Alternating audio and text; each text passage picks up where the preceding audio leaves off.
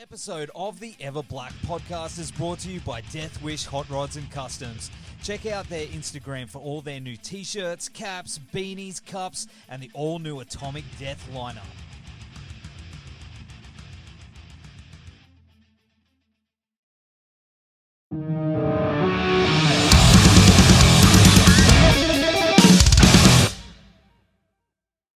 All right, we are here at Full Tilt Brisbane with John and Sabian from Alpha Wolfe. How are you, boys? I'm real good, bit tired. Yeah, same. Feeling good, tired. Yeah, you would be after... You guys been busy. We just got back from the States like 2 days ago. Yeah.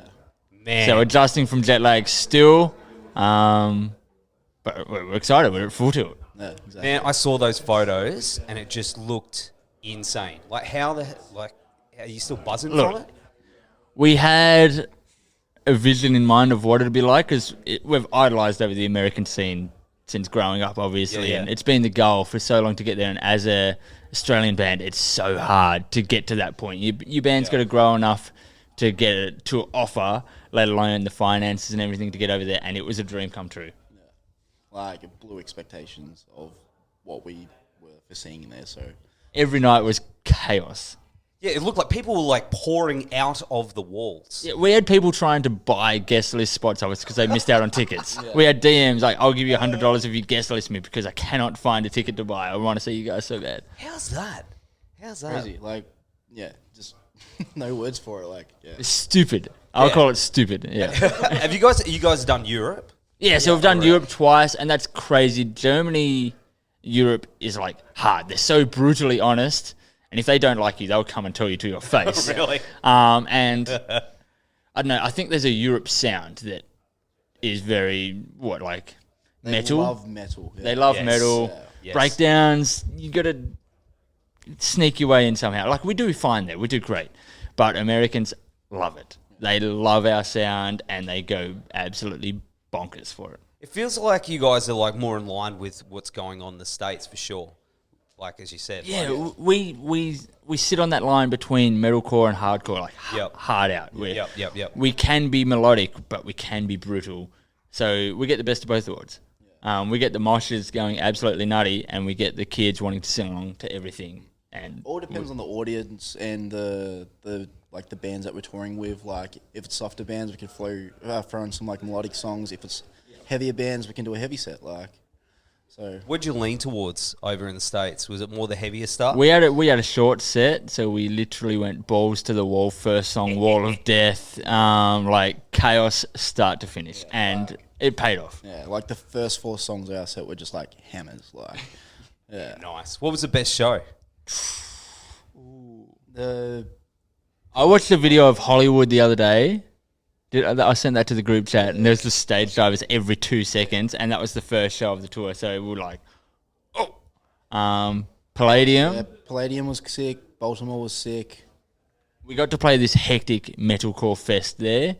2 tours combined, and there was 8 bands, like all huge metalcore bands playing. It sold out at the Palladium Theatre, which is like 1,700 people, and it was chaos start to finish. That is hectic. Yeah. Even like playing that venue was like sick because that's like where the Killswitch Engage DVD was filmed. So it was just like, Yeah. yeah. Iconic venue, that one. Man, that's awesome. That's awesome. Of course, right now, you guys are absolutely killing it. And same with Polaris and Thy Art. Feels like Australia is just on the cusp of something really big happening with metal. Are you guys seeing that? Yeah, we always see the comments, what's in the water? What's in the water? Something's going on. I hear it from fans all the time as well. Like, what's in the water over there? It's like, I don't know, there's obviously great bands here, which is awesome. But, for us, we've always idolised American bands and be like, all our favourite bands are over there. You get to see one band a year or something that you like come over here. But now it's the Americans starved of Australian bands. They're so like, it's the same for America as well. Like, if Australian bands are going over, then they're going like, oh, we want to see that because it's a rarity. Like, It's hard, isn't it? Because I know a lot of guys have gone over there and they've just said it's the hardest market. It's a financially. slog. It's a slog. Yeah. I think, obviously, money-wise, financially-wise, it was expensive, but it was fine. We're luckily in a position ready for it. We've been saving ourselves, getting ready to go over there, and we done everything on the cheap as much as possible. And we had a Sprinter. So we all slept in a Sprinter every single night. Took out the 2 back benches so we could like lay a mattress down and sleep there. And then A mattress. Yeah, a mattress. It was like a mattress topper. So it was just like foam. And then we had people sleeping on the benches, and then someone slept in the front seat. And Our driver slept in the driver's seat. He drove everything, and he slept under a steering wheel every night.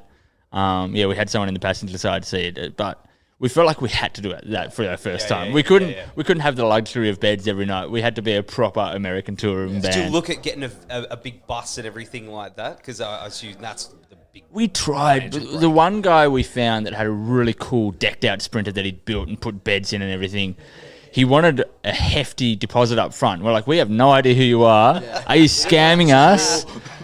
We met that guy at one of the shows, and it's the friendliest guy ever. But we ghosted him. We're like, we're not going to send you this money, or we don't trust you at all. And every other option, like the big buses and stuff, it's so expensive. Yeah. So we were smart. It's like all the buses over there are privately owned, so it's not like Europe how it's like there's like a company you can hire it through. Like there is like the bus or the band wagon. Yeah. Like there's a company there that does so expensive. Very, very expensive. Like. When you're touring here, though, I mean, you're obviously flying a lot of places, but in the earlier days, did you have, like, your own van? Yeah, I think because the drives aren't as long here, it was a van, and you'd sleep at someone's house. Sleep at someone's house.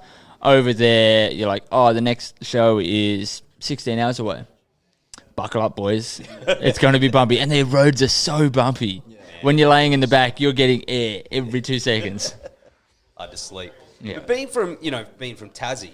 Obviously, Psychroptic from there, awesome band. Luca Brasi playing today. Yeah, Tassie. How is it being from down there in that little island and trying to tour Australia and push out from there? Because Jack over here, he's originally from there. Tassie. Say represent. But how? Oh, hell yeah. But how was it breaking out of Tassie? I guess we loved the Melbourne scene growing up. We were always going to Melbourne to go to shows whenever our favourite bands were touring and stuff like that. And it was always the goal. Like, we've always been a goal-driven band. So the big goal back then was play a Melbourne show. Yeah. Once we'd done that, it was like, okay, Australian tour. We done that, and it was expensive. We were having to fly from Tasmania all the time, and we didn't really know people to stay at house and stuff like that. So we eventually moved to Melbourne and networked from there. But even in Tasmania, we were networking. I used to run shows, bring bands down, meet them, and then find them on our way to stay at the house and stuff like that. So it's just little bits at a time, but every move was like a positive move for the band.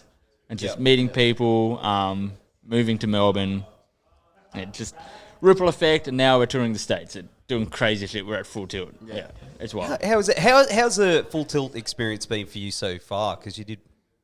We haven't done a Full Tilt yet. This is our first ever Australian because you fest. just came back. That's right. Yeah. So this is our first Australian festival ever. Ever. What?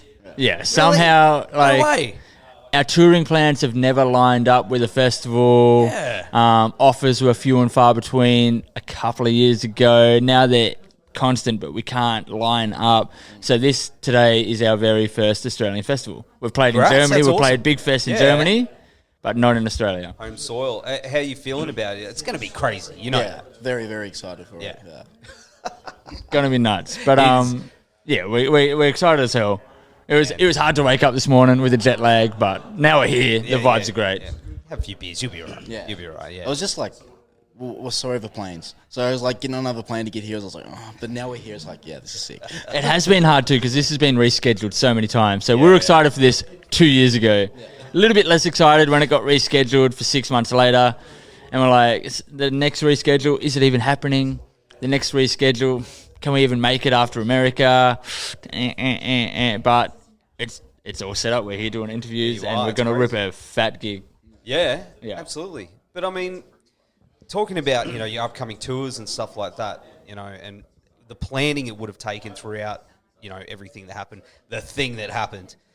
How was that? You know, knowing that you had it's not like you can just go, all right, we're going to go here today. You've got to plan months ahead. Yeah. How was that for you guys with things getting shuffled? We announced a tour this week actually with Fit for a King as main support. They're a big metalcore band. Yes. That's been in the works since 2020. That was meant to be our album launch tour in 2020 that we announced. So we've had all this stuff brewing for years and years and years, and now that the world's opened back up, it's exploding, and we are non-stop now because of that. Everything's just been waiting, and now I forget how many shows we're playing in the next year, but it's something ridiculous. I saw the dates on that tour. What's it like? This one coming up. What's it called? I've got it here. Was it the Metalcore Snitches Tour? Yeah. So after this, we play Darwin for the first time in a fortnight, I think. Yeah. And then we continue a tour with Polaris that we started before America. Yeah. And then we go straight into the Metalcore Snitches Tour, and it's just non-stop touring, like non-stop. I got a plan when I can Christmas shop. Oh man, like that's crazy. It's stupid. Yeah, but it's exciting because you know it's what we all want to do. Yeah. It's everything we wanted for the past 2 years is finally happening, and it's exciting to be back. Yeah, absolutely. And then of course you've got Mitchell out there. Yeah. Awesome guy. We used to play with share stage with him many years. How's it jam with him on stage? Because he's a beast. He is a beast. Crazy. I'm glad we snagged him. Yeah. I saw him filling in for a band called Iconoclast in Melbourne years back. He had the long hair. He was blasting, and his snare, his right hand was this high above his snare, just absolutely walloping the snare and windmilling at the same time. I was like, who is this drummer? I tried adding him on Facebook, and he denied my request. Oh. Apparently, he didn't like my name. Something happened. I don't know. Apparently, I made a real bad run sheet for a gig he played. He didn't like my formatting. He didn't like the formatting of my run sheet, so he's like, screw this guy. I don't want to be friends on Facebook with him. But eventually, we had a mutual contact, and I was like, look, man, we need a drummer for these gigs we're playing with Parkway Drive, and it's like, they're going to be pretty cool gigs, man. You want to play drums? He jumped on, smashed it. We fell in love. Yeah. And it's been blessings ever since. Blast beats and windmilling across the world. All the beautiful things, all the good things in life. But you've been writing it all during that time? Yeah, we have things in the works. Yeah. We've got a lot of stuff written. Yeah. We're in a bit of a pickle because the album is now almost 2 years old. But it's still fresh because of COVID. We love the album. We absolutely love the album. We want to tour the shit out of the album. So we're like, if we put out new music, is it going to overshadow it? Is it going to tarnish it? We still love it. Yes. So we're taking our time. We're being smart about it. Fun fact, we did do some recording recently, and Lockie, our vocalist, even finished up some stuff on stage during soundcheck. We plugged in a microphone, put his headphones on, and said, finish it off. So he's just walloping on stage, finishing off in soundcheck to meet deadlines and stuff. That would have captured that energy as well. Yeah. That live energy. Because there's something about like just grabbing a handheld and just ripping Yeah. instead of, having that. Cool story to tell. We're not one to have to be perfect in the studio and everything. We love just being raw, fresh, doing whatever we want. Yeah. And we did exactly that. Yeah, absolutely. And you can hear it. You can hear that raw, energy when you listen to it. So, what else is coming up for you guys? You got this massive tour with... tours on tours on tours on tours. We got stuff that is soon to be announced. Yeah. Soon to be announced. We're always looking to do really cool stuff. This year, specifically, there's a couple of things that aren't announced that we are working hard on right now. Oh, you can tell us. Come on. Come on, guys. All right, come on. So we're literally in a tour van on the emails, organising everything. There is not 1 second to stop and smell the roses. We're just busy. And it's exciting. Like the tour we just announced, we've been working on that, approving artwork on the road and stuff like that, announcing that whilst we're touring. Like I'm uploading posters, ripping a gig, walking off, liking all the comments. When do you sleep? When we can. Not often. Not often. Like that. But Boys, thanks for joining us on the show. It's been awesome, and I'm looking forward to seeing you set Thanks out for there. having us. And, man, we can't wait to see what you guys come up with next, that's for sure. Hell yeah. Thank you, man. So, thank you very much. Thank you. And we'll see you soon. Hell yeah.